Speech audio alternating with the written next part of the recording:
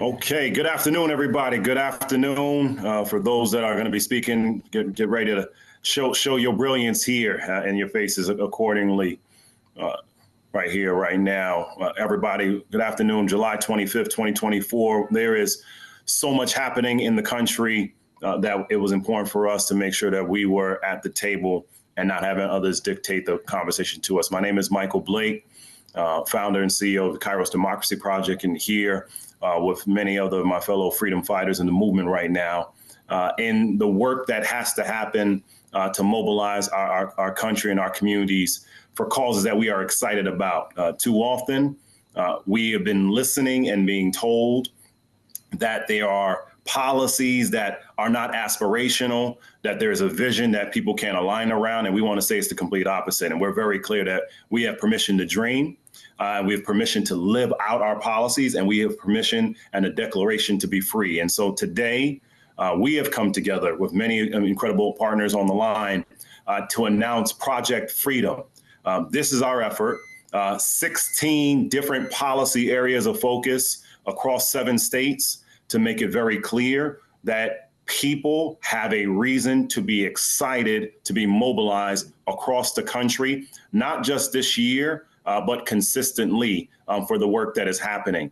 The site has now been launched. If you go to ourprojectfreedom.com, again, ourprojectfreedom.com, you will see the vision. And we're very clear, our freedoms are at risk, but we have freedom to dream.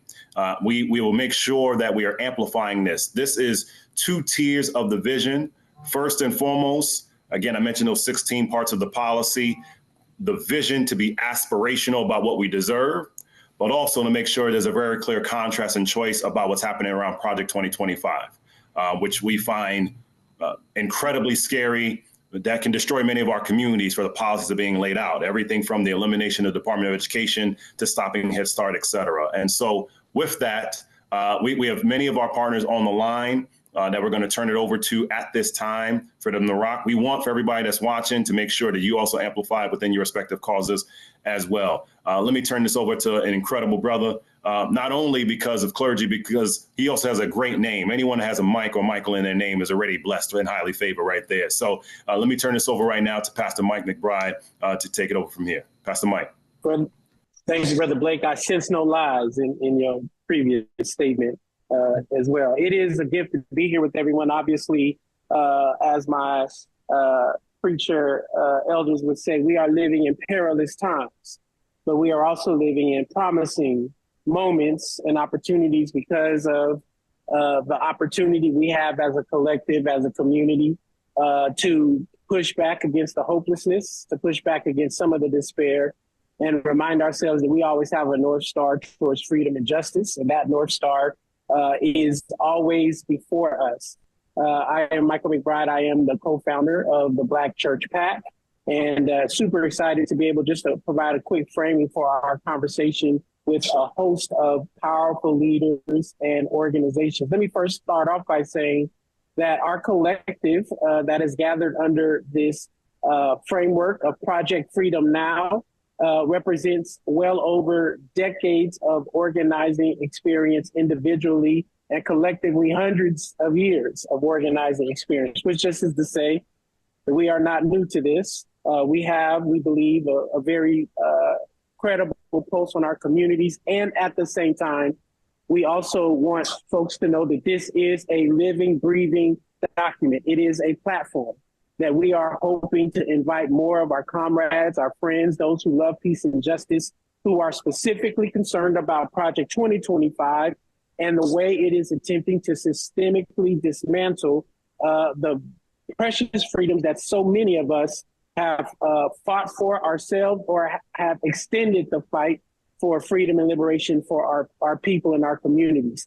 This extensive platform will serve as a foundation, we hope, will be an entry point for many others who are looking, particularly across these 7 states of Michigan, Georgia, North Carolina, Florida, Nevada, Ohio, New York, and some places and points in between, appreciating that there has to be a response to Project 2025 that is grounded in the many years of organizing, the shared values of so many of our freedom fighters, organizers, folks committed to liberation. We are hoping, as you hear through the duration of this call, the many voices that will speak about the unique perspectives and the work that has been won and the work that is continuously being pushed forward, that we don't have to start from scratch in order to defeat Project 2025. As a matter of fact, many of us have been fighting this fight before we knew of a Project 2025, because many of us have a project forever.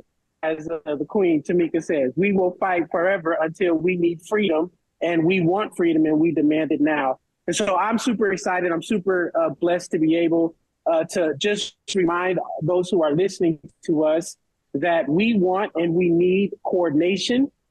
One of my elders from one of our Muslim communities in the Bay Area told me that a disorganized truth will find it difficult to defeat an organized lie. And we know that there are lots of organized lies in Project 2025, lots of organized threats. We want to figure out how can we begin to coalesce our efforts, stay in some specific committed lanes, but come together in unity and power to defeat the threats that are imminent and the threats that we have not yet seen rendered visible to us. I'm super grateful now to announce or to introduce one of our co-conveners of this effort. She is the co-founder of Until Freedom, along with a host of other folks who will be able to speak during this call. And she will kind of share her remarks and take us further. Please welcome Tamika Mallory, co-founder of Until Freedom. Thank you so much, Pastor Mike, and to all of my friends and comrades who have gathered here today, and of course, those from the media who are covering this great effort that we have been very, very focused on.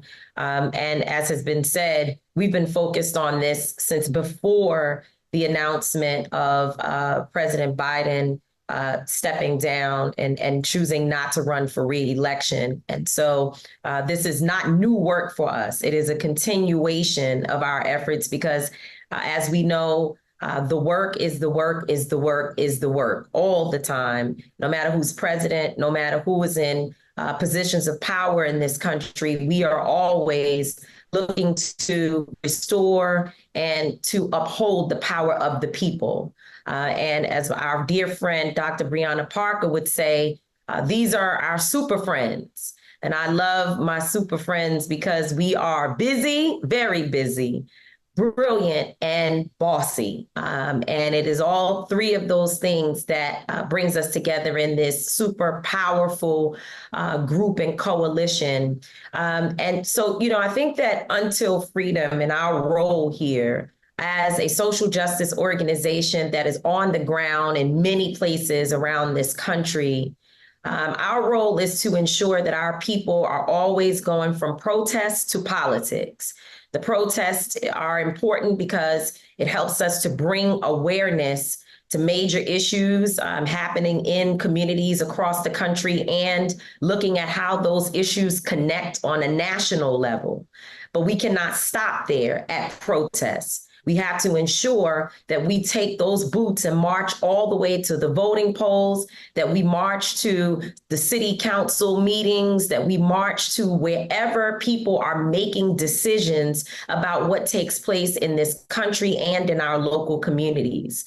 And I think, one of the examples of that is the work that Until Freedom and our partners, many of you, all of you, helped us to do work in Kentucky and Louisville, Kentucky, but in the state of Kentucky, from Breonna Taylor, of course, being a sister that we have fought very, very hard for. We advocate for justice for Breonna Taylor. We still stand with her family. We led, along with the local organizers there in Kentucky, most of the work that took place in 2020 and have stayed with that family and that community for the last 4+ years. But we did not stop at the protests. We took it all the way to several things, and not just the one big one, which was to ensure that Daniel Cameron, who was assigned as the special prosecutor to investigate and ultimately bring charges against the officers who killed Breonna Taylor, and he failed to do so. But there are other individuals on a local level that we have helped to get elected to public office. And that is information that we can share on background so that I'm not sitting here trying to pull all of the names, because it's actually been that many people that we have helped to get elected to public office, folks that were not, it wasn't even their direction at the time that we went into Louisville, Kentucky, but they decided through the work and the empowerment of all of us coming together that they wanted to make a difference. And now they are leaders, public leaders in the Louisville, Kentucky area and in the state of Kentucky. But Daniel Cameron is obviously one of the most important work that we did there, stopping him from becoming governor. He believed that after disrespecting Breonna Taylor's family, after disrespecting the community and the country, quite frankly, because what happened to Breonna Taylor, we now see Sonia Massey is yet another example of why we have to have police accountability in this country. And so we had to set an example and use Daniel Cameron as one to know that you cannot get promoted from attorney general to governor after you did not do what was necessary to bring accountability in Kentucky, to, you know, as it relates to what happened to Breonna.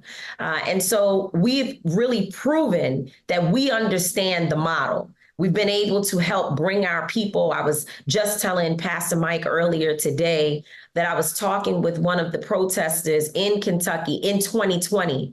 He came over to me and said, I don't even know who Daniel Cameron is. Can you explain more? And how do we get rid of him? And I can tell you that 4 years later, he was there with us in the trenches, organizing, helping us get people registered to vote. And he went and cast his ballot against Daniel Cameron and for Andy Beshear in the most recent election. And so that is our work. That is what Until Freedom seeks to do in this particular situation. We want to take this platform to the streets, because one thing we know is that as we educate people on Project 2025, we have heard them say many times, and Linda Sarsour, she will talk about it. She has been hard on us to say it is okay for us to educate, but we must also not just inspire, but make demands and ensure that our people don't just learn about what is bad, but figure out what we can do to make this country what we want it to be. And so that is what Project Freedom is all about. And if we can knock Daniel Cameron down, we can certainly bring our people up and make sure that they are able to hold Project Freedom as the direction for where we intend to go. Thank you. Excuse me, Michael Blake, should I be introducing the next individual? If you could do that, that'd be great. No problem at all. For anyone that's just joining us again, this is the launch today of Project Freedom. OurProjectFreedom.com is the site. Again, 16 policy areas across 7 different states. We'll talk through the geography momentarily at this time. Now, let me keep this energy going right here. Let me ask for my dear sister, Linda Sarsour, why don't you come up on next to come here? Then we'll go to Reverend Green. Then to our dear sister, Dewana Thompson. We'll go in that order. Thank you so much, Michael, Tamika, and all the folks that are on this call. These are my people. This is the people that I organize with and have been organizing with for a very long time. My name is Linda Sarsour, and I'm the co-founder and executive director of Empower Action Fund. We have been around for 8 years, and our sole mission is to organize Muslim American voters across the country. We have specific states that we organize with that coincide to the states that are centered here in Project Freedom. I am trying to help organize a community in this country that feels disenchanted and disenfranchised. And they are in the place where they must be inspired by an issue-based platform that speaks to their pain and speaks to their suffering. And I believe that Project Freedom is the way to mobilize Muslim American voters in key states where Muslim Americans will be the margin of victory. We're talking about states like Michigan. There is no pathway to a White House without a state like Michigan. There's no pathway to the White House without a state like Georgia. For example, in the state of Michigan, there are over 200,000 Muslim American voters. They have already demonstrated their political power through a campaign that I helped start back in February called Uncommitted. 104,000 people went to the polls in Michigan and casted their vote for Uncommitted. Georgia's a state where a demagogue like Donald Trump can win easily by 10,000, 15,000 votes. If we're able to inspire Muslim American voters in a state like Georgia to defeat Donald Trump and defeat Project 2025, that is not something that's all beneficial just to Muslim Americans, but that is something that's going to be beneficial to marginalized communities across the country. And we have a track record here. In 2020, we were the co-founders of this. In fact, we came back again in January 2021 after Donald Trump was defeated in the November election. We lived in the state of Georgia for over a month, left our families again so we can organize on special elections, and we're able to elect 2 Democratic senators from the state of Georgia. It's people like us who are outside on the front lines, speaking about the issues, moving our people around issues that have had major victories in this country. And we want to continue that work. We are credible messengers in our community. We are not critics without credentials. We stay honest. We stay authentic with our communities. And that is why we are going to be able to mobilize millions of voters across the country. We're also people that understand the tools. The voter activation network. We know how to tag voters. We understand who's been to the polls and who hasn't, being able to develop the list of reaching the most high potential voters, which the Democratic Party will call low propensity voters. That is the skill set that we have. We have the commitment, we have the passion, and we have the skills. And so we're looking forward to taking Project Freedom into communities in key states and helping us get back on track in this country while continuing to be critical of the moment that we are in, critical of those in power, but also putting forth an agenda. And I'll lastly say that has been the problem with motivating many communities of color, including my own. People are tired of fighting against everything, that we are always the communities on the defense. It's time for us to go on the offense and start allowing our people to believe that we also can fight for things. We also can demand things. And this is what Project Freedom gives us the opportunity to do. And I'm looking forward to doing that with our friends. Thank you, Linda. Thank you, Linda. Reverend Stephen Green and then Dewana Thompson. Awesome. Thank you again to those who are watching online, those who are here with us. My name is Reverend Stephen A. Green, and I am the chairman of Faith for Black Lives and the pastor of the Greater Allen Cathedral of New York. Victor Hugo said, "There's nothing more important than an idea whose time has come." And our Project Freedom is a coalition of activists, faith leaders, and organizers, students, artists, who have come together because we believe that an idea has come to fruition. This is our time in this moment, in the 60th anniversary of Freedom Summer, in which organizers moved towards the South to organize and to register voters for the 1964 election. Here we are 60 years later, recognizing the importance of this very moment. And so we are engaging faith leaders, we're engaging college students, we are looking to invest time and energy working with grassroots organizations in the 7 states that we have identified as priority states, but also recognizing that we who believe in freedom cannot rest until it is won. That this is not just about organizing people for a November 5th election. We're organizing people for power. The election day is not over on November the 5th. We recognize that we are continually building a pipeline of leadership, building and investing in infrastructure in communities so that we can actively have a coalition of folks who are ready on day one to implement our Project Freedom agenda, no matter who takes the oath of office on January the 20th. So we invite you across the country to join us, to register, to sign up, to make a donation, to invest in this freedom movement so that we can see the beloved community realized here in the United States of America and beyond. We're talking about the end of war, the end of poverty, the end of violence, the vision of Fannie Lou Hamer and Frederick Douglass now coming to fruition with another generation who is on the front line. Thank you so much. Bless you, brother. Dewana Thompson. Thank you all so much for allowing me to be and share with you all today. I feel like so much has already been said. The voices that you've heard before me have really been the leaders that I follow and that I trust as I have navigated on behalf of our organization, Woke Vote. We are a C3 and a C4 training organization. Our goal is to always mobilize and also train the next generation of leaders who come from the communities that are most impacted. So to date, we've trained over 350 fellows through our program, and we've activated over 3 million voters across the country. And it's important that we talk about this in this moment because that work doesn't happen just in an election cycle. You've heard everyone say already that the fight that is in front of us is one that if we had just started putting our gloves on today, we would be significantly behind.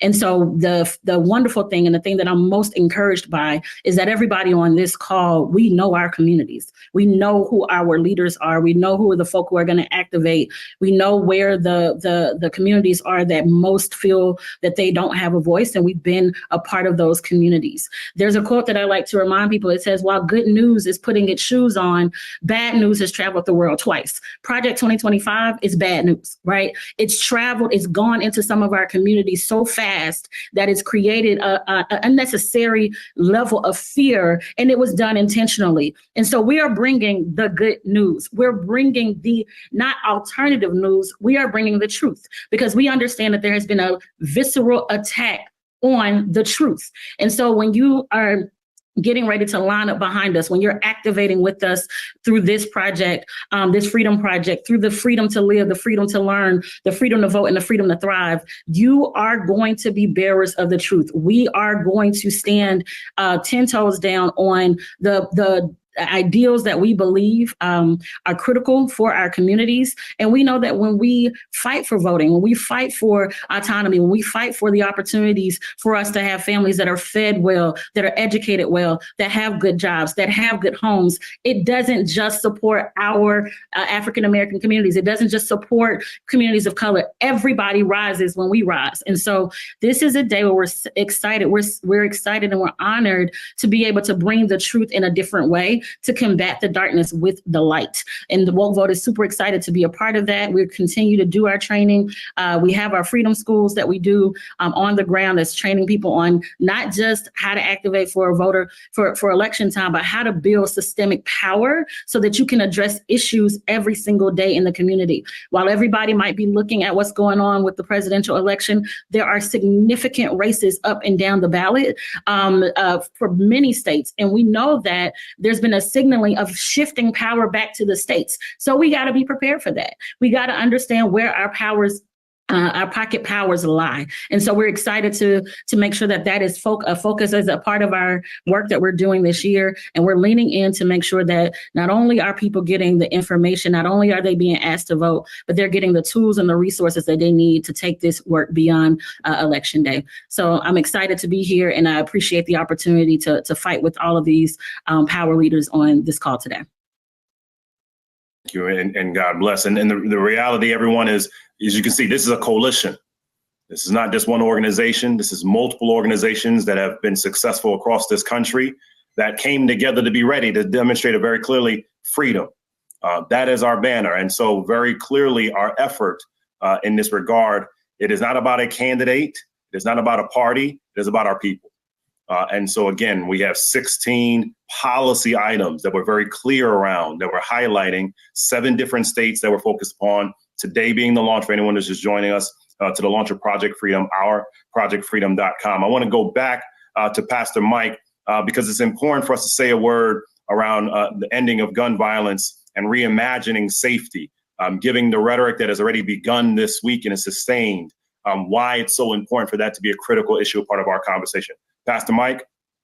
Absolutely. Just wanted to chime back in and offer that part of the ridiculousness of Project 2025 is that it makes all kinds of assumptions about the work that has happened and the work that is happening and the work that must continue to happen. Many of us on this call and many in our collective network have been working for well over 25 years to end the mass criminalization and the mass incarceration of Black and brown folks, to end the mass criminalization of our Muslim loved ones, to ensure that Black and brown communities are not overdetermined by gun violence. And because of this decades-long effort of organizing, we have started to see the result of the gun violence rates literally at a 50-year low after it had an unfortunate spike during COVID. Project 2025 does not address the sustainability of that. And we may also say that it is not always a guarantee that both parties have a commitment to the long-term sustainability of addressing community safety, which means that we do not have to overly rely on law enforcement, punitiveness, and the prison carceral system to secure safety and security in our communities. Obviously, the recent killing of Sonia Massey has reminded us that there are too many rogue police officers who are unaccountable in our communities, wreaking havoc, and Project 2025 would not solve that problem. We believe it would actually exacerbate it. I'll just close by saying, in our Live Free Network and our Black Brown Gun Violence Prevention community across the country, a Black Brown Peace Consortium, in every one of these states, we have active, vibrant networks of peacemakers, intervention specialists, public health workers, organizers, policy individuals. All are continuing to do the work, whether we get the recognition or not. We want to ensure that Project 2025 does not dismantle that.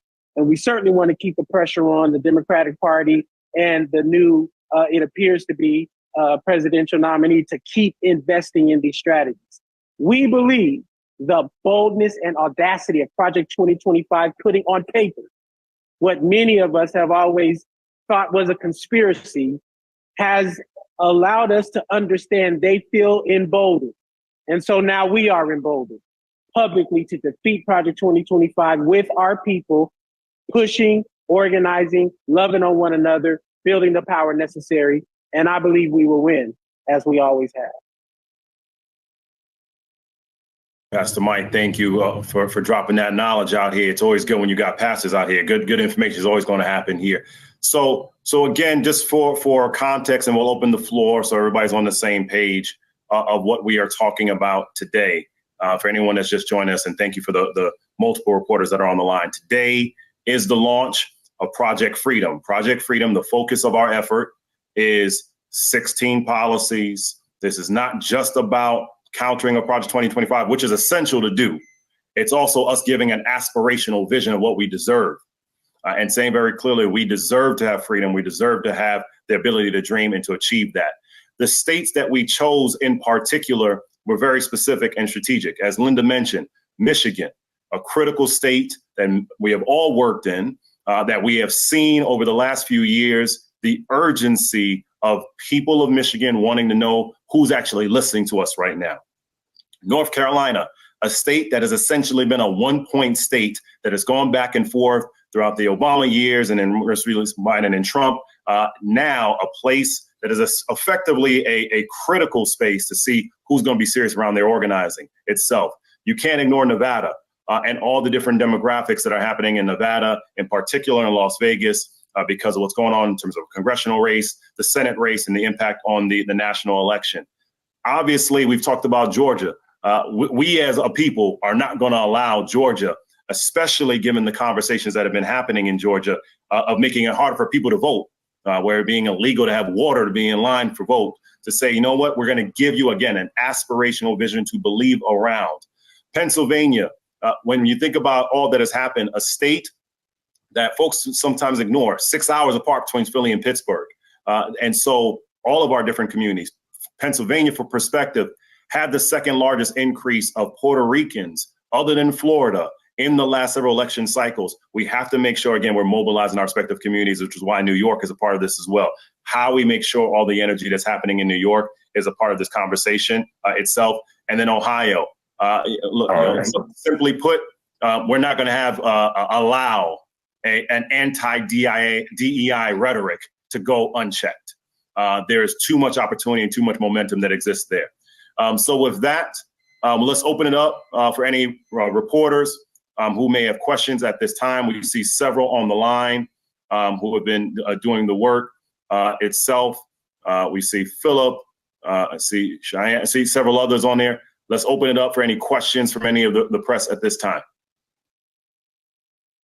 I'll go first. Thank you, everyone, for doing this call. Let me ask as a first question, and particularly for Michael and and Tamika, but everyone can chime in.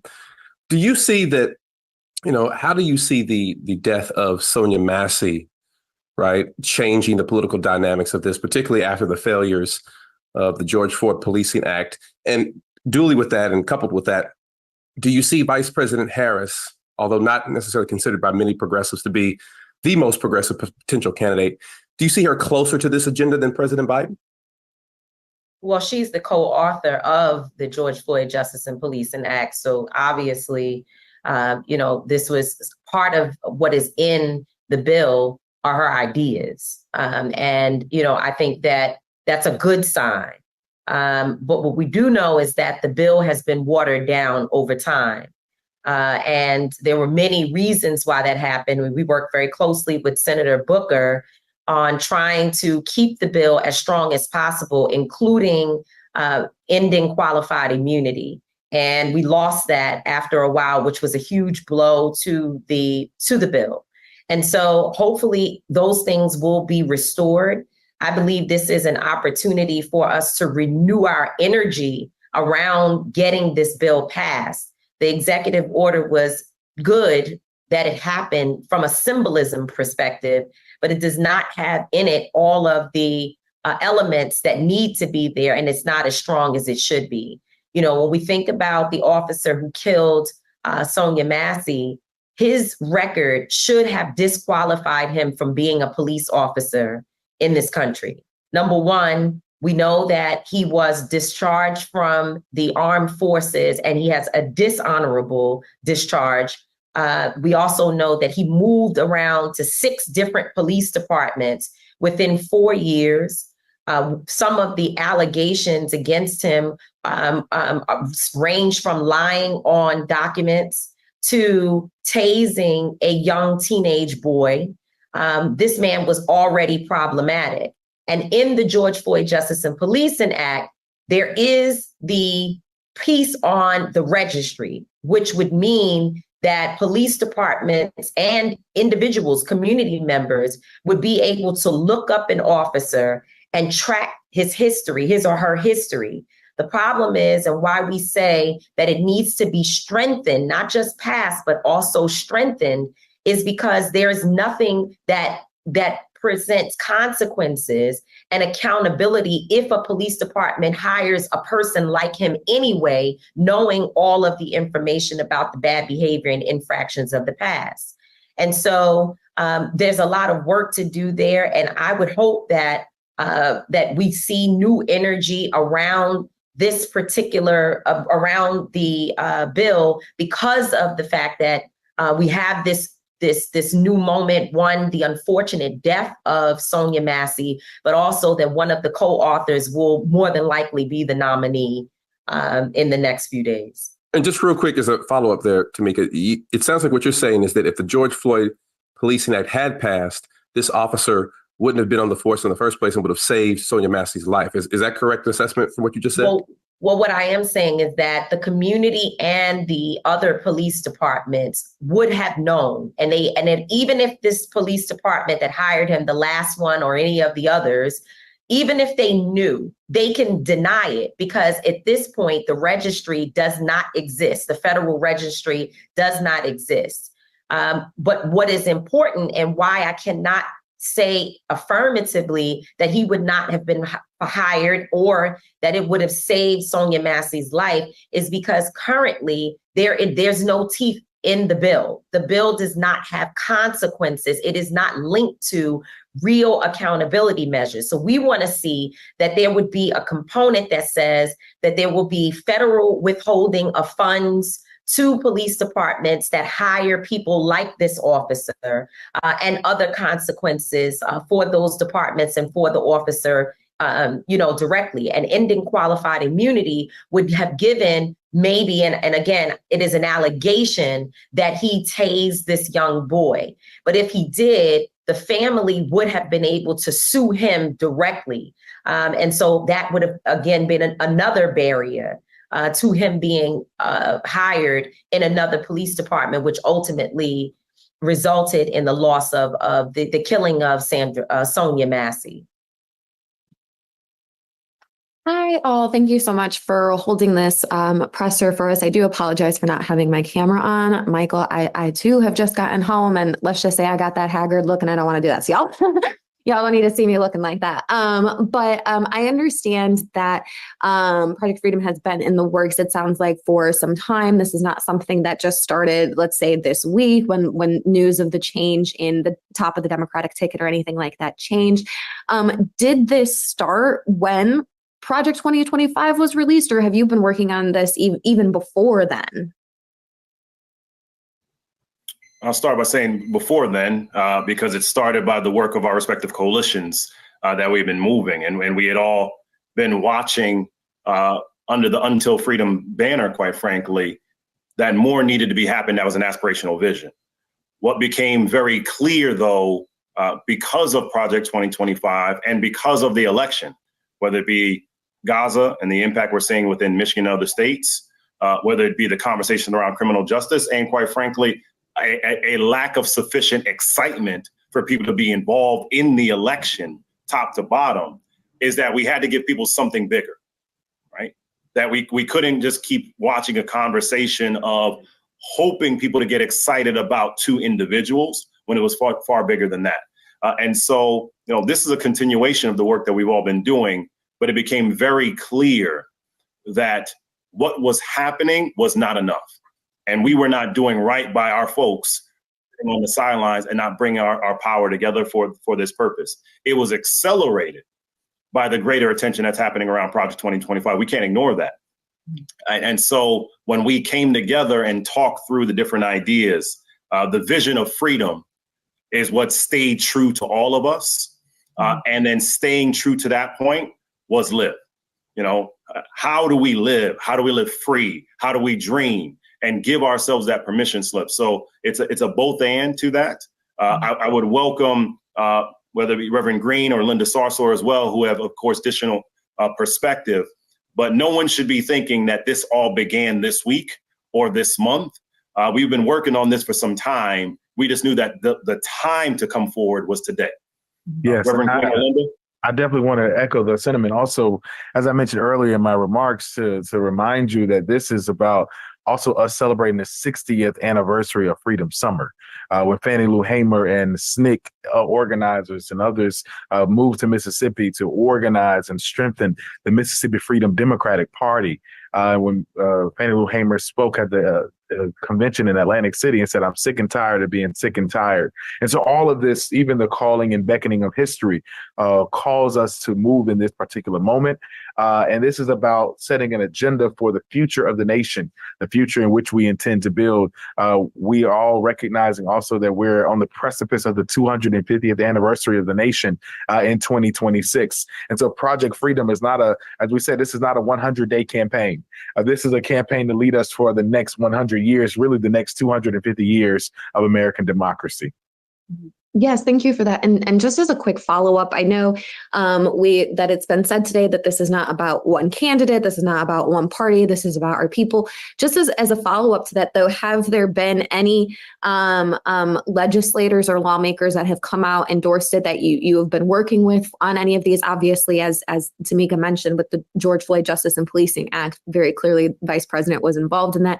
Any other lawmakers or legislators that have been involved in any of the policies and platforms that you're thinking of with Project Freedom?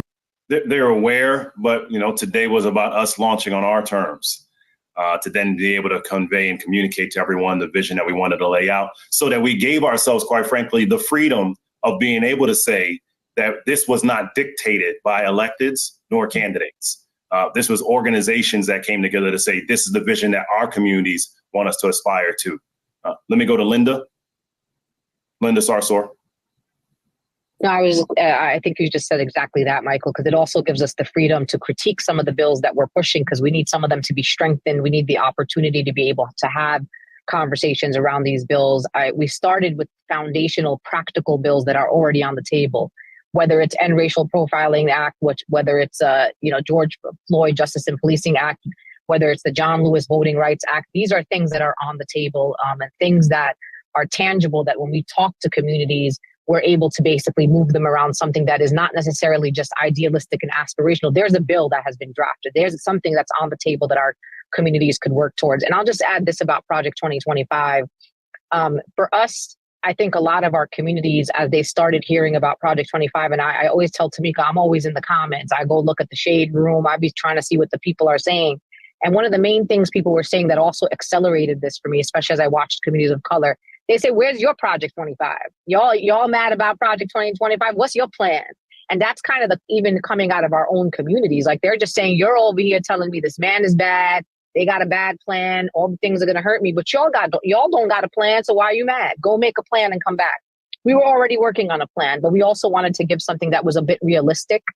So not only are we saying we want to have the freedom to live freely, but we wanted to say, here are some things that could start us on that journey. Because I think people are also tired of the aspirational that's not connected to an actual plan. And I think we are balancing the aspirational of the world we want to live in, the country we want to live in, and saying to people, look, y'all want to be on this journey to freedom with us? Let's start here. So we're not saying that Justice for Policing Act is the way that's going to free our people or the way that's going to transform policing in America, but it's an absolute start. Same thing with End Racial Profiling Act, same thing with many of the policies that you see listed.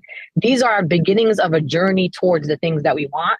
And I think that is going to excite our base. And we're going to be able to say, Project 2025 is this, and we are this. And I think a lot of community organizations don't have the this clearly. And we're trying to be the ones to put forth this type of work plan that I think could bring people out to the polls, at least this upcoming election.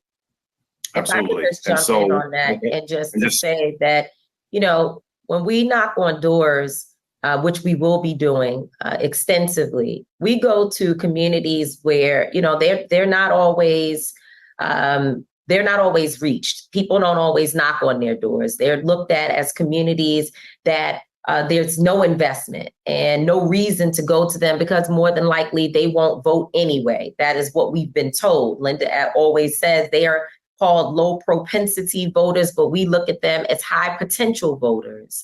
And when we go to the door, it's not that they don't know what's going on. They're very clear and they want to know, well, what do we do next? How do we deal with the issues and concerns that we have in this particular community? Don't tell me about Washington, D.C. I want to know about my block, my street, my corner. How are we going to address the issues here and even in my home? And so I think that Project Freedom is something that we can put in their hand where we're not leaving them with a pamphlet about just voting and what polling site to go to, but we're leaving them with a document, a resource tool so that they can say, this is the specific issue that I'm concerned about, and here's what we're fighting for. And it empowers them to be more than just voters, but to be advocates in their communities. Absolutely. And just for organizational awareness, this is a collaboration. Until Freedom, Live Free, Faith for Black Lives, Kairos Democracy Project, all of us coming together under this banner of Project Freedom. Again, two focuses. We envision a nation where we can do so many things to be free, and also making sure people consider the nation and what Project 2025 would be. Press, any other questions at this time from the reporters that are on the line? We see several of them on the line right now. Hi, Beatrice Peterson, ABC News. I was wondering if you guys can talk a little bit about, I know Tamika just mentioned earlier, some of the battleground states and the importance of targeting the four that you guys picked and why it is important for these battleground areas that you've decided to prioritize over some of the other battleground states and areas.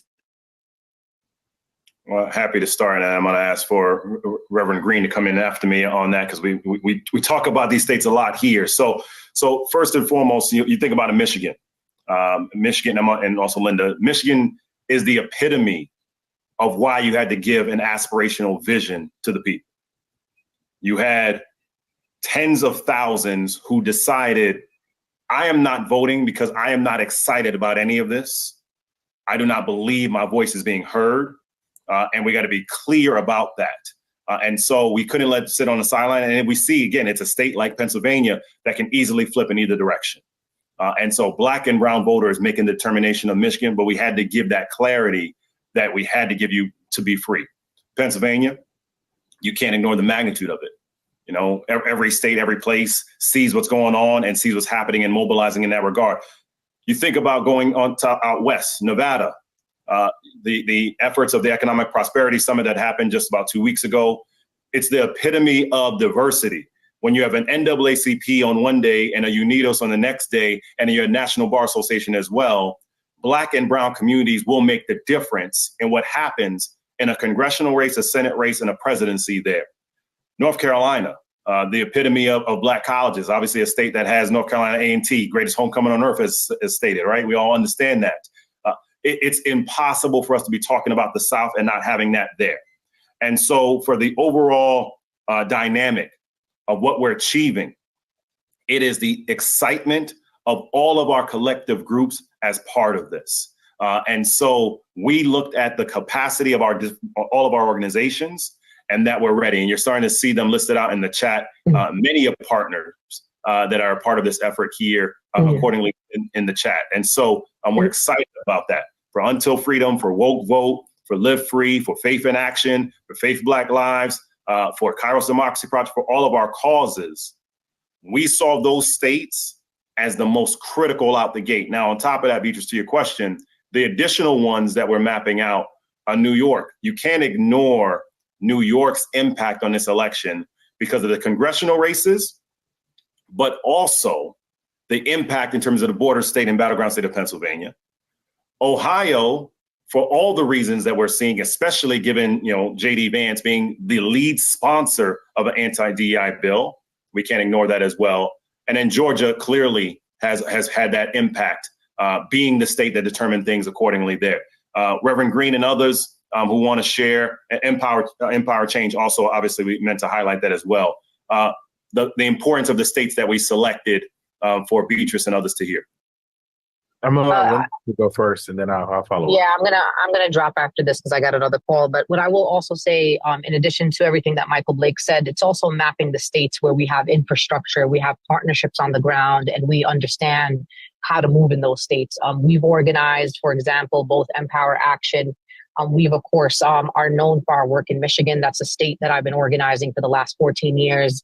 It's one of the states that gave Bernie Sanders the biggest political upset in presidential history when he won that primary back in 2016, and also made history with the uncommitted campaign this year. Same thing with some of these states like North Carolina, Georgia. There are significant Muslim populations who are not always included in progressive electoral politics. They're often kind of left on the sidelines, and I don't want to leave a vote on the table. So for us, again, the infrastructure, we've organized around police violence cases across the country. And as part of organizing around police violence cases, we've been able to develop relationships with grassroots organizers on the ground. And that is the most important thing that we bring to the table, that it's not just we analyze that these states are battleground, because to your point, there are additional states that could be on this list that are also battleground, but we are going to the battleground states where we have the most influence, the most partnerships, and where we have a track record of doing good work, and where we are also connected to major infrastructure that we have built over the last, respectively for all of us together. Some of us have been doing this work for a very long time. We're old now. Some of them have been doing national organizing for the last over 2 decades. And so that's the places where we don't have to do too much start work. Like, we could just get going. The minute we get on the ground, we could start moving around. And that's the most important thing. We got no time. Absolutely. And I think Linda said it so perfectly, that these are the places where we are connected to people on the ground, and we're going to amplify the work that our partners are doing on the ground by bringing this coalition and our momentum together. And I think that's what makes this campaign very unique.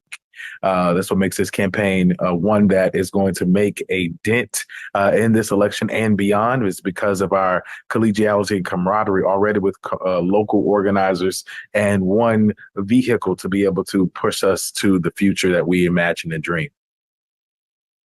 If I could just jump in really quickly, and I noticed that. Please. Yeah, Robert asked a question in the chat and said he couldn't get off, but he said, how does it look like to get the word out to our audiences about this? And I think what is critical to note is that most of our organizations, mine included, have been on the ground actually activating since January.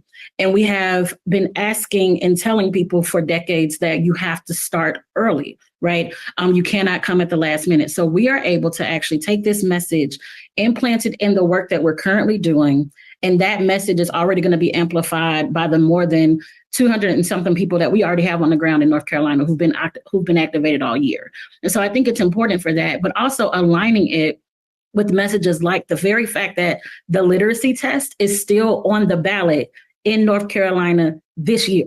So the same literacy test that was used in most places across the South to keep voters from being able to vote, we have copies of that. We take that literacy test, we blow it up, and people get so angry about the fact that that happened in the 50s and 60s. And we're like, hey, you do realize it's on the ballot this year in North Carolina. So when you're able to apply something very critical like, hey, here's what's happening on this ballot this year with the systemic issues that have happened, for decades, it creates a different kind of atmosphere for people wanting to activate differently.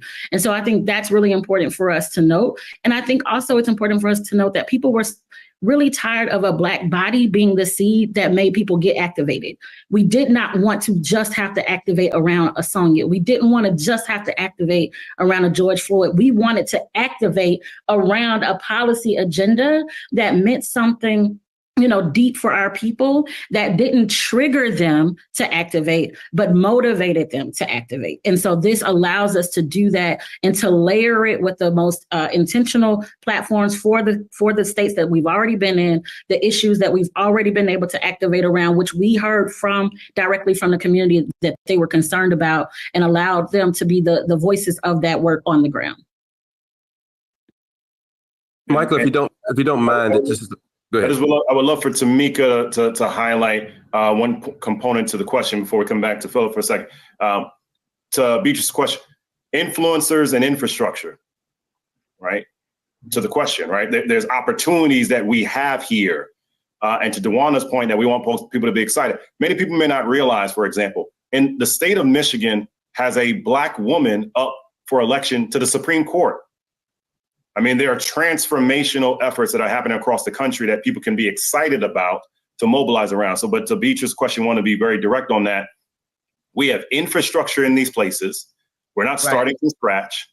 We have influencers who trust our voices to decide how they want to be engaged. And we have an immediacy around this. I mean, people keep talking about November 5th. In many of these states, early voting begins at the end of September. And so our power was greater if we came together. But I would love for Tamika, before we come back to Philip, to highlight there are many influencers and artists and those that have platform who have trusted our voice for years, which is another reason why it was time for us to create this now. Right. Well, so in this particular project, this platform, I don't want to say that anyone has committed specifically, but they always commit because they know our work. And it just, giving you the most recent example, if we look at, again, going back to Kentucky, so many of the influencers got involved from beginning to end. We know Alicia Keys helped to lead the efforts to get women involved in the Breonna Taylor matter. It was Alicia Keys, Ellen DeGeneres was with us during that time. Also, Jada Pinkett Smith, Rhapsody. And so there was a diverse group of women that came together to help us with the no-knock warrants legislation in Kentucky, and then stayed involved, and then came back and re-engaged. Thinking about MC Lyte, they re-engaged when it was time to challenge Daniel Cameron. And so these folks are waiting for us to provide them with this platform so that they can have it vetted, which we know that it passed the test, because this is the stuff that they've been asking, where is it? Give it to me so I could go out and inform my community. And we're doing that. We've already pushed the information to them. We know that their teams are looking at how they can help to promote, endorse, support our work. And I have faith that once they are able to see the finished product, they will want to join us. And so that's work that I'm responsible for doing. And Michael Blake is on me every day to ensure that I don't miss 1 hour of sending the emails, making the contact. And, you know, certainly we understand that for influencers, they need to know that whatever platform we put forward is something that truly serves the community and something that they can get behind, and they don't have to worry. They are sure that we're going to actually do the work, because that is the other part. There are a lot of organizations out here that will tell you that, you know, they're on the ground, but not everyone sees them. Not everyone knows them. Not everyone feels they don't have the credibility. And so the influencers who work with us, that's something that they are comfortable with. So we're doing that work. But also, as has been said, I mean, everyone here, all of us who are on this call, we, even in the space of the social media universe, we have credibility. When we speak, people listen. People know about Project 2025, but there is a void in this moment, because while they are trying to educate on one thing, they need something else to be able to say, no, this is what America should look like. These are the things that we should be fighting for. Out with Project 2025 and in with Project Freedom. And so as soon as we, you know, are able to go live with this platform, I believe that we will see many people who have been sharing information about Project 2025 saying, hey, I found this other platform, or I know of this other platform, and I know the credible messengers who are behind it. Absolutely. We'll come to Philip for the last question, to be cognizant of time. Philip, please. No problem, man. Thank once again, Philip Bailey with USA Today. I think Tamika is right. Like, as a Louisville, Kentucky native, someone who got to see that from the front lines of people being engaged. But let me ask a critical question here. A lot of those folks who live and exist in that social justice sphere, who remember Michael Brown, Breonna Taylor, George Floyd, have a lot of scars and bruises from those movements. What do you say to those folks who are skeptical of the vice president, skeptical of her and her record, who still refer to her as Kamala the Cop, even though a lot of that is being deciphered out by our news organization and others? What do you say to those, and if you can answer this, what do you say to those who are very skeptical of her and say she's not the person who I trust to push for this agenda, or who would support an agenda like this? I want someone else to speak. I'm actually going to have to drop myself because I have another interview, but I just want to say that we're very clear that the euphoria of the moment will pass and the work has to continue. And so I respect those who say that they don't trust, because we don't trust the process at all.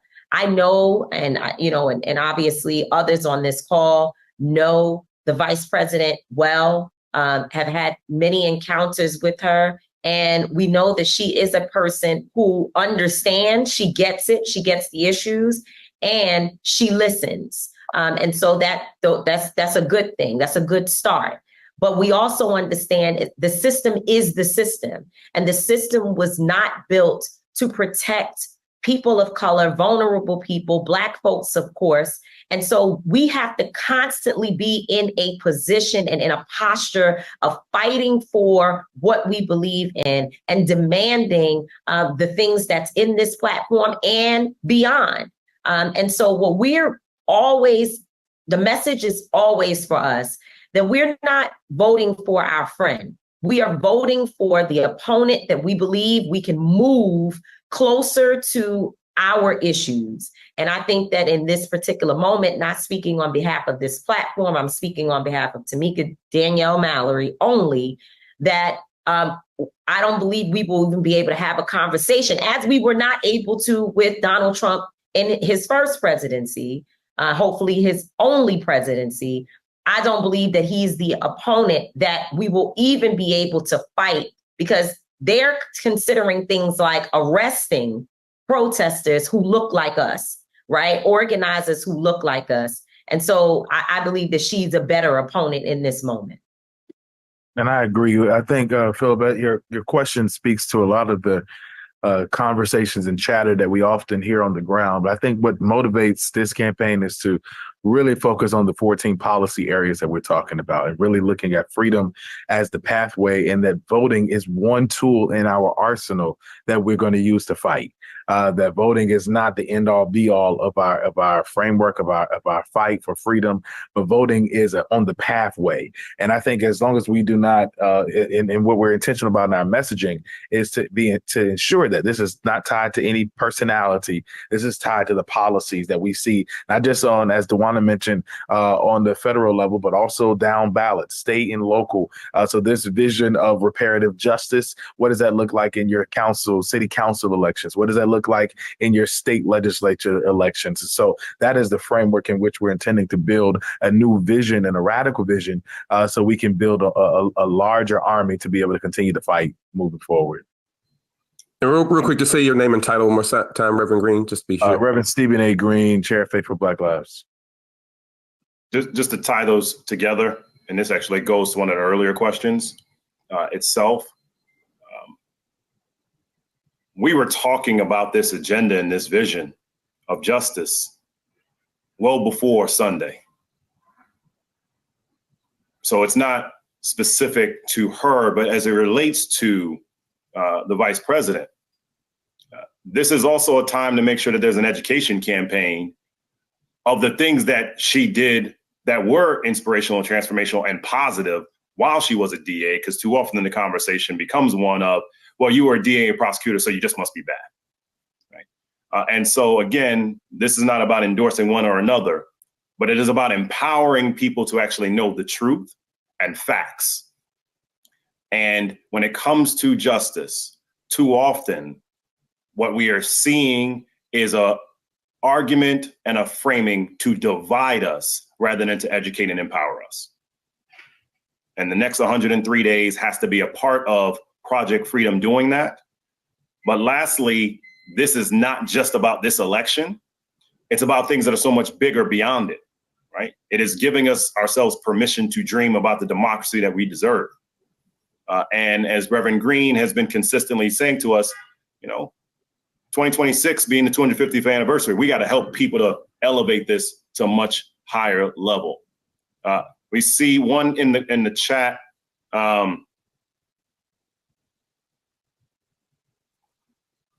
So to the question, we will make this the last one that's in the chat, because we know folks have to go here. Don't want to hold this up. Maybe some follow up with you. The sweet irony of Project 25 catching negative connotation in this moment when the right has a history of strategic attaching negative connotations. Yeah, it just seems. I'm gonna give this to DeWanna, because I think woke vote is the perfect frame to clap back on what's going on in the chat right there.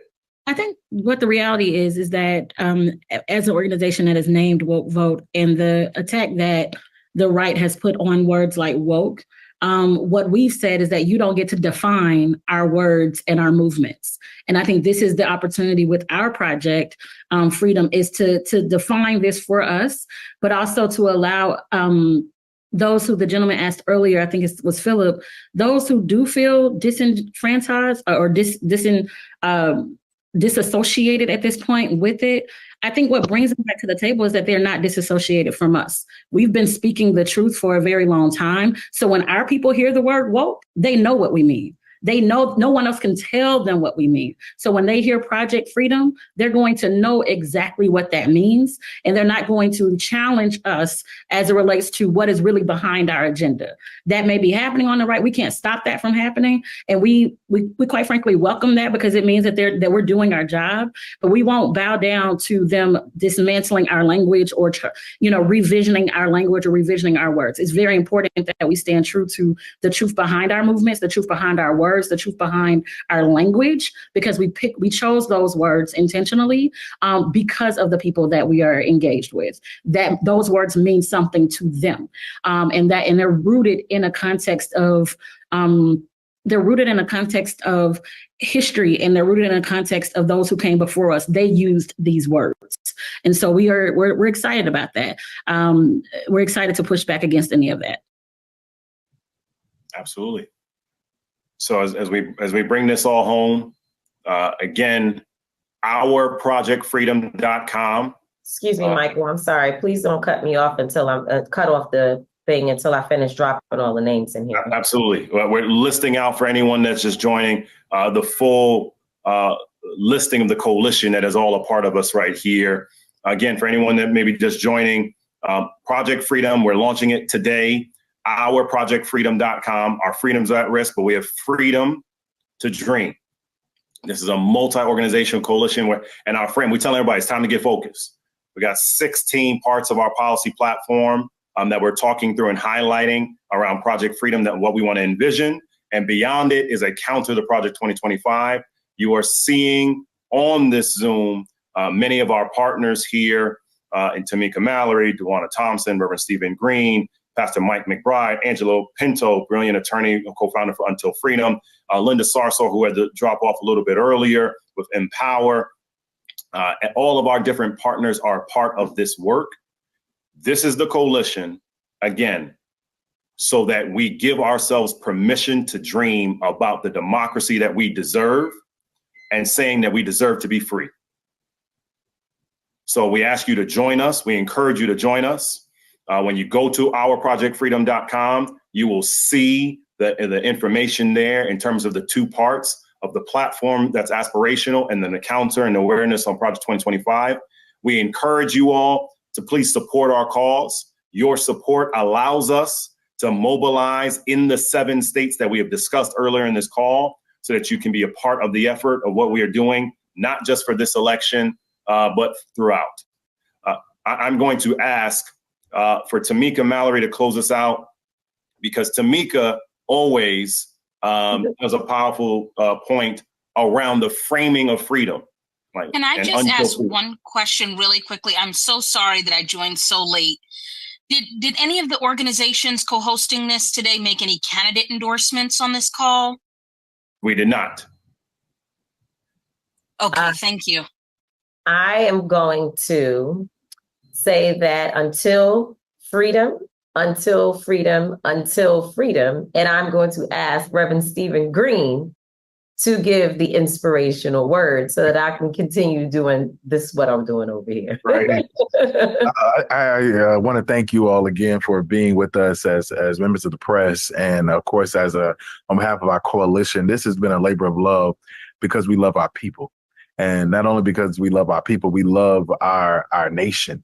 And I think that's one thing that we have to really ground ourselves in, is that this is driven by the love of people who love the nation that has never loved us back fully. But yet we still hold on to the vision and the dream of creating a society that one day we will all be free in, and to live and to realize the beloved community here in the United States of America and beyond. And so we want to thank you for your support. We look forward to Project Freedom being on the ground, whether we're protesting on behalf of our dear sister Sonia or Massey, or we're going to be at the Black Caucus holding a party. Whatever we're going to do, we're going to be there on behalf of our people to advance this vision and to enact Project Freedom into the hearts and minds of all of the people of this country, and to change the hearts and minds of those in this country. Really quickly before I thank you, Pastor Green, I just want to make sure you mentioned rallying for Sonia Massey and for all those from the media who were here on this Sunday at 2 p.m. Eastern Standard Time. There are groups gathering all over the country to have a national day of mourning for Sonia Massey. And so in New York City, we will be holding a rally at Washington Square Park. But there are rallies happening all over the country in more than 10 cities. And some of them are being posted on our social media. We will have something very comprehensive, one document that I'm sure Michael's team will be able to get to you all today so that you are able to see how far and wide folks have gathered or are gathering across the country to support the family of Sonia Massey and also to hold the National Day of Mourning for her. So be on the lookout on our site, ourprojectfreedom.com. There'll be a rollout of activations itself. many efforts that are coming up, several of which September 21st down in Selma, the Just Vote rally itself, that we want to make sure that people are aware of our national efforts that are happening across the country.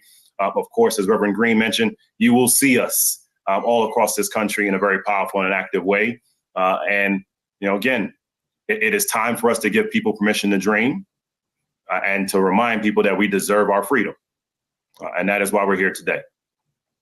So to our members of the press and everyone, thank you for joining us.